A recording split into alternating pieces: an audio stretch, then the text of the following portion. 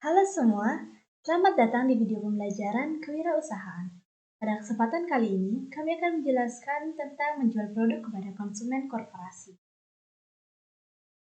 Sebelum itu, izinkan saya memperkenalkan anggota dari kelompok 10. Yang pertama, ada di Kade Ariantini dari kelas 3B dengan NIM 20130111038. Yang kedua ada Kadek Krisna Maharani dari kelas 3A dengan NIM 20130111050. Dan yang terakhir ada saya sendiri, Niputri Resrianti dari kelas 3A dengan NIM 20130111017. Pada pembahasan kali ini, ada pun rumusan masalahnya. Yang pertama, apa itu penjualan? Yang kedua, apa itu konsumen korporasi? Dan yang ketiga, bagaimana strategi penjualan kepada konsumen korporasi? Baik, langsung saja. Yang pertama, saya akan menjelaskan apa itu penjualan. Penjualan adalah aktivitas atau bisnis menjual produk atau jasa. Dalam proses penjualan, penjual atau penyedia barang dan jasa memberikan kepemilikan suatu komoditas kepada pembeli untuk suatu harga tertentu. Penjualan dapat dilakukan melalui berbagai metode, seperti penjualan langsung atau melalui agen penjualan. Penjualan merupakan salah satu aspek penting dalam sebuah usaha. Proses penjualan menjadi salah satu tolak ukur apakah bisnis bisa berjalan lancar atau tidak. Jika penjualan memiliki angka yang tinggi, berarti pelanggan banyak yang membutuhkan barang dan jasa yang dijual. Hal-hal yang dapat dijual adalah berupa jasa, barang, makanan maupun yang lainnya. Seperti perusahaan akan menjual produk sebanyak mungkin untuk mendapat sebuah keuntungan, itu sudah pasti. Produk-produk yang dihasilkan akan dijual kepada konsumen dengan berbagai cara atau trik penjualan. Usaha produk berupa jasa atau barang akan ditawarkan ke konsumen. Salah satunya yaitu ada konsumen korporasi. Lalu yang kedua, apa itu konsumen korporasi? Yang disebut konsumen korporasi adalah perusahaan atau badan usaha yang sangat besar atau beberapa perusahaan yang dikelola dan dijalankan sebagai satu perusahaan yang besar. Konsumen korporasi merupakan konsumen yang menarik untuk didekati dalam bidang usaha dan bisnis. Hal ini didasarkan bahwa konsumen korporasi cenderung memiliki loyalitas yang cukup tinggi selama produk dan jasa yang diberikan oleh seorang perusahaan memenuhi kriteria yang ditetapkan. Selain itu, jumlah pesanan dari konsumen korporasi biasanya dalam jumlah besar. Hal ini membuat posisi konsumen korporasi juga sangat menarik untuk dipertimbangkan dalam mengembangkan usaha. Yang ketiga, bagaimana strategi penjualan kepada konsumen korporasi? Strategi penjualan kepada konsumen korporasi sangat bergantung kepada dua hal berikut. Yang pertama, bagaimana cara kita meyakinkan konsumen? Dan yang kedua, bagaimana cara kita bernegosiasi, yang dimana hanya dapat diterapkan dengan baik bila didukung oleh pemahaman dan keyakinan akan produk atau jasa yang ditawarkan. Konsumen perlu diberitahu apa yang perlu mereka ketahui. Jadi, pada saat presentasi itu, kemampuan menjawab segala macam pertanyaan yang mungkin timbul sangatlah penting. Memiliki pengetahuan terhadap produk sendiri itu tidaklah cukup.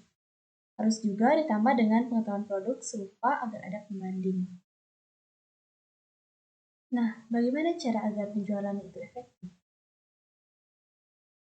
Caranya itu susun rencana dan strategi. Untuk melakukan penjualan kepada konsumen korporasi, maka perlu dilakukan berbagai kegiatan sesuai dengan aktivitas bisnis, yaitu melakukan kontrak atau menghubungi konsumen korporasi. Hal ini perlu dilakukan dengan menanamkan proses aktivitas bisnis kepada wirausaha, bahwa menghubungi konsumen korporasi harus melewati berbagai cara hingga akhirnya mampu mencapai persetujuan dan transaksi usaha.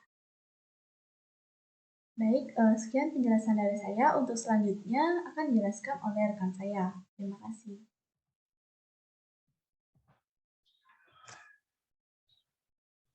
Baik, di sini saya akan melanjutkan mengenai konsumen korporasi. Nah, tadi sudah dijelaskan oleh rekan saya mengenai pengertian dari konsumen korporasi. Selanjutnya, saya akan bahas mengenai lewat apa saja sih cara menghubungi konsumen korporasi. Nah, di sini ada dua cara dalam menghubungi konsumen korporasi, yaitu melalui email dan telepon. Melalui email di sini, kita tahu bahwa dalam bertukar pesan atau menghubungi seseorang melalui email itu akan menggunakan surat atau pesan dalam bentuk tulisan. Nah, dalam menghubungi konsumen korporasi, ada beberapa hal yang harus dicantumkan dalam email atau surat tersebut. Yang pertama, tentu kita harus buka dengan salam pembuka. Kemudian setelah itu kita cantumkan kelebihan dari produk yang akan kita tawarkan. Kemudian setelah itu setelah pembukaan kita lanjut ke penjabaran dari kelebihan produk yang akan kita tawarkan. Nah, di sini kita menjelaskan secara luas kelebihan dari produk yang akan kita tawarkan. Nah, kemudian selain itu kita juga harus mendukung dengan bukti-bukti nyata dari produk yang akan kita tawarkan, sehingga memberikan kesan atau menarik perhatian seorang konsumen tersebut. Setelah itu, kita sampaikan apa kerugian dari konsumen tersebut jika tidak menerima tawaran dari kita. Nah, setelah itu kita kembali menyampaikan kelebihan dari produk yang akan kita tawarkan, atau bisa kita maksud dengan kesimpulan. Setelah itu kita tutup dengan penutup. Nah, kemudian melalui telepon. Menghubungi konsumen korporasi melalui telepon, itu seorang wirausaha harus memiliki keahlian khusus atau memiliki keahlian dalam membujuk atau menarik perhatian seorang konsumen agar berminat untuk mencoba produk yang kita tawarkan. Nah, sehingga nantinya dengan keahlian tersebut, seorang konsumen akan tertarik untuk bertemu secara langsung untuk mendengarkan lebih detail lagi terkait produk yang akan kita tawarkan. Nah, dalam menghubungi konsumen korporasi ada dua kemungkinan. Yang pertama yaitu konsumen menolak. Nah, cara seorang wirausahawan untuk menghadapi konsumen yang menolak tawaran dari kita yaitu melalui email. Kita harus membalas dengan mengucapkan terima kasih atau semoga Bapak atau Ibu berminat nanti atau kapanpun itu terhadap produk yang saya tawarkan, sehingga lebih baik kelihatan di depan seorang konsumen tersebut. Kemudian sama seperti itu juga di telepon. Nah, misalnya kemungkinan yang kedua, seorang konsumen menerima secara lapang dada atau menerima secara baik ajakan atau tawaran dari wirausaha, maka selanjutnya berlanjut ke pertemuan secara langsung. Nah, di sana seorang wirausahawan harus mempersiapkan segala hal yang akan disampaikan kepada konsumen korporasi. Kemudian selanjutnya, bagaimana sih langkah-langkah menghubungi konsumen? Nah, di sini ada 3 cara dalam menghubungi konsumen. Yang pertama yaitu mencairkan suasana. Nah, kita sebagai seorang wirausahawan dalam menghubungi konsumen, tentu kita harus mengatasi kekakuan atau kecanggungan antara konsumen dan seorang wirausahawan. Nah, dalam mengatasi kecanggungan tersebut, kita harus menyampaikan atau memberikan alasan mengapa kita menghubungi konsumen tersebut. Kita harus memiliki alasan dalam menghubungi konsumen. Kemudian selanjutnya kita ajak berbincang atau dengan cara memberikan sepatah dua kata yang mengakrabkan antara seorang wirausahawan dengan konsumen tersebut, sehingga terjadi interaksi yang nyaman dan cair atau suasana yang nyaman dalam melanjutkan penawaran suatu produk. Kemudian yang kedua yaitu menjaga perhatian. Nah, dalam menjaga perhatian di sini seorang wirausahawan dalam menghubungi konsumen itu harus memperlihatkan perhatian yang tulus, seperti menanyakan apa kabar, di mana seakan-akan kata baik atau terima kasih tersebut sangat berarti untuk kita. Kemudian yang ketiga yaitu memanfaatkan pertemuan sebaik-baiknya.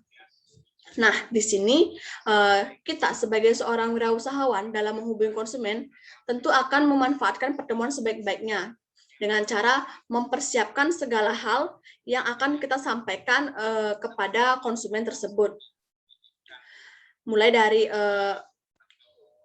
memahami kebutuhan dan sasaran konsumen, terus mulai merencanakan cara memanfaatkan waktu dengan konsumen tersebut secara efektif dan menyampaikan penawaran semenarik mungkin.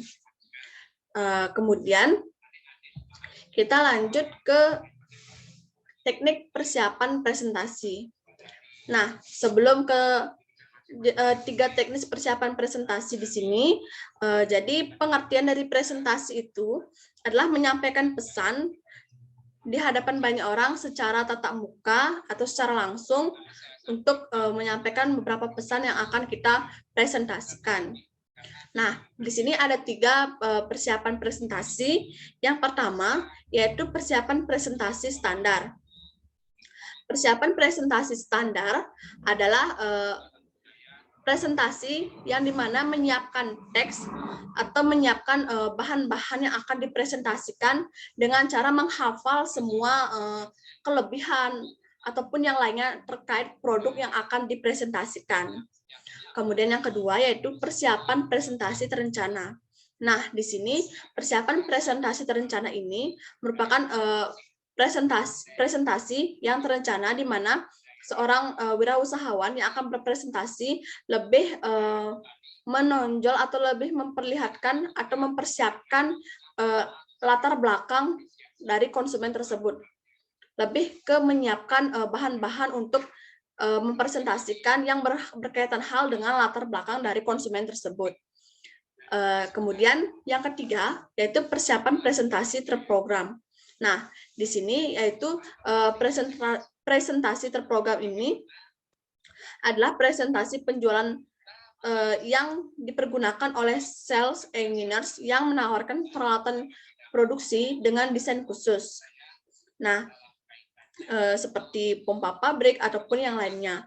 Jadi dapat kita bedakan antara persiapan presentasi standar, rencana, dan terprogram, yaitu presentasi standar ini itu lebih mempersiapkan atau menghafalkan terkait produk yang akan dipresentasikan.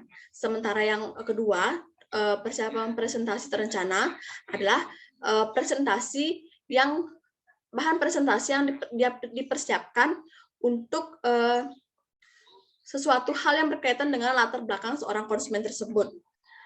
Kemudian yang terakhir yaitu presentasi terprogram ini lebih ke desain khusus atau produk yang didesain secara khusus. Nah, selanjutnya di sini ada 3 tahap presentasi penjualan. Yang pertama yaitu pendekatan atau the approach. Nah, pendekatan ini kita tahu bahwa dalam sebuah presentasi tentunya kita harus melakukan pendekatan terlebih dahulu kepada audiens atau kepada pendengar presentasi kita. Nah, di sana kita melakukan pendekatan agar dalam melanjutkan acara selanjutnya itu lebih rileks, lebih diperhatikan dengan baik sehingga dapat menarik atau membuat kenyamanan kepada konsumen sehingga audiens atau konsumen tersebut bisa lebih menarik untuk menyimak atau mendengarkan presentasi penjualan dari kita. Kemudian yang kedua yaitu pengutaran produk atau product demonstration. Nah, pengutaran produk di sini kita tahu bahwa dalam presentasi penjualan tentu kita akan melaksanakan pengutaran produk di mana kita akan menyampaikan kelebihan produk, bukti-bukti nyata dari produk tersebut, kemudian hal-hal yang akan membuat audiens atau konsumen itu tertarik untuk mencoba produk yang kita tawarkan atau kita presentasikan. Nah, yang terakhir yaitu mengakhiri presentasi. Dalam setiap presentasi tentu ada pembuka yang dimana itu diisi dengan pendekatan, kemudian bagian inti dengan pengutaran produk, dan diakhiri dengan penutup yaitu mengakhiri presentasi.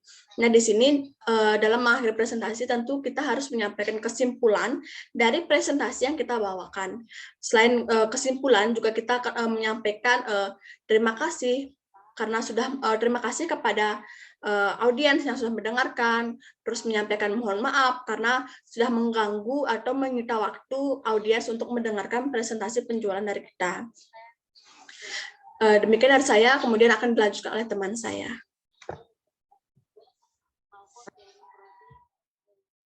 Baik, terima kasih atas waktunya. Jadi sebelumnya perkenalkan, nama saya Kadek Rusnina Maharani dengan NIM 2013011050. Jadi di sini saya akan melanjutkan presentasi dari rekan saya sebelumnya. Nah, bagaimana kita mempersiapkan presentasi penjualan kita. Jadi ada pun beberapa langkah-langkah yang harus kita lakukan dalam mempersiapkan presentasi penjualan kita, yaitu yang pertama ada menjaga waktu, yang kedua adalah alat bantu audio visual, yang ketiga merencanakan keberhasilan, dan yang keempat memberi kesan. Nah, menjaga waktu ini bagaimana kita memberikan pada saat mempresentasikan penjualan kita itu waktu yang tepat yang kita gunakan, yang kita pada saat kita melaksanakan presentasi itu baik seperti apa, apakah pagi hari, siang hari, ataupun sore hari. Nah, sebagai yang kedua yaitu ada alat bantu audio visual. Nah, ini untuk mendukung kegiatan presentasi kita sehingga lebih menarik untuk konsumen seperti itu. Yang ketiga ada merencanakan keberhasilan. Merencanakan keberhasilan ini kita menghitung bagaimana tingkat keberhasilan kita saat memberikan presentasi terkait penjualan produk kita, dan yang keempat memberi kesan kepada konsumen sehingga konsumen merasa tertarik untuk ikut bergabung dan membeli produk kita. Selanjutnya, nah setelah konsumen setuju ini apa yang harus kita lakukan? Tentu saja ada negosiasi. Nah, negosiasi itu seperti apa? Jadi negosiasi itu apa saja yang harus kita siapkan dalam proses negosiasi. Nah, di sini di negosiasi itu kita menyiapkan perundingan, di mana perundingan ini disiapkan dengan cara memenuhi kebutuhan kedua belah pihak, menekankan manfaat dari barang yang kita jual atau kepada konsumen, menghadapi pesaing lainnya, menentukan harga, dan menciptai kesepakatan nantinya. Baik, itu saja yang bisa saya jelaskan. Untuk akhir kata, saya ucapkan terima kasih banyak karena telah menonton video presentasi kami. Saya tutup dengan Param Santi. Om Santi, Santi, Santi. Terima kasih.